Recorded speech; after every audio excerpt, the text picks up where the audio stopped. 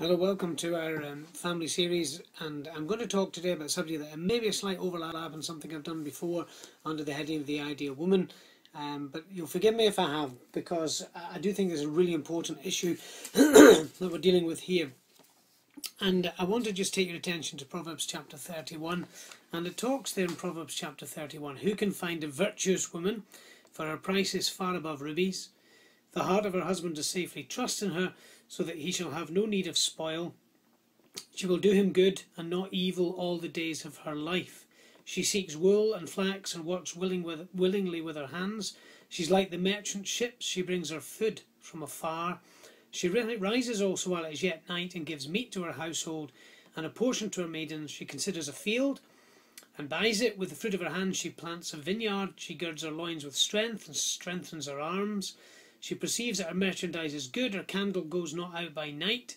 She lays her hand to the spindle, and her hands hold the distaff. She stretches out her hand to the poor, yes, she reaches forth her hands to the needy.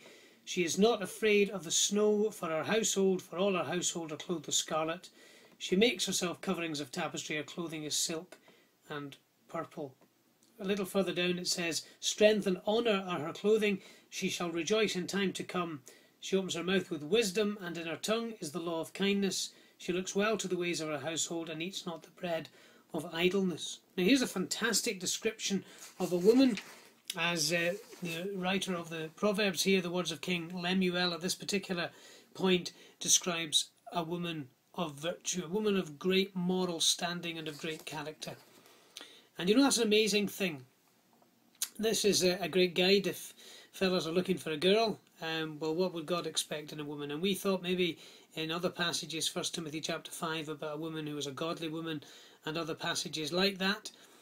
But also not just for fellas looking for a girl, but for a woman herself. What does God expect of me? How should I live? What way should I act? And also mothers maybe training their daughters. How should I guide them and direct them? And how should a husband really think of his wife? Let me just summarise them. She is of immense value. Immense value. That's really good, isn't it?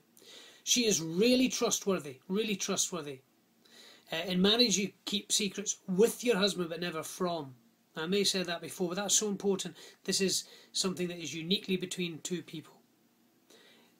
She looks out for the good of her husband, her children, her household.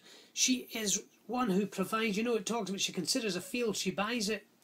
It says that she's not afraid of the snow for her household. It says that she opens her mouth with wisdom. She gives advice, advice that is to be trusted. She buys, she provides. She's not scared of the weather because she's provided, she's thoughtful, she's caring, she's put in place things. And this is a wonderful thing to see this woman. I mean, this is not a woman who just sits in the corner, is tied to the kitchen sink. This woman's out buying a field, this woman's doing business, this woman's buying, and she's also an attractive woman. It says she makes fine linen. It says she makes herself coverings of tapestry, her clothing is silk and purple. So she's an attractively dressed woman. But you'll notice what it says in this, towards the end of this particular passage. I actually didn't read it to you, I should have done. It says in verse 30, favour is deceitful, beauty is vain, but a woman that fears the Lord, she shall be praised. Here's a woman who gives God his rightful place. Here's a woman that puts God in the first place. She fears the Lord, that she respects, she reveres. And she is one who excels in her virtue. Now that really fits in with the New Testament. We don't have time to look at it because of the time it takes to upload these things. They're not long, that's the reason. But you know, in the New Testament it says it should be the beauty of the inner person, the meek and quiet spirit.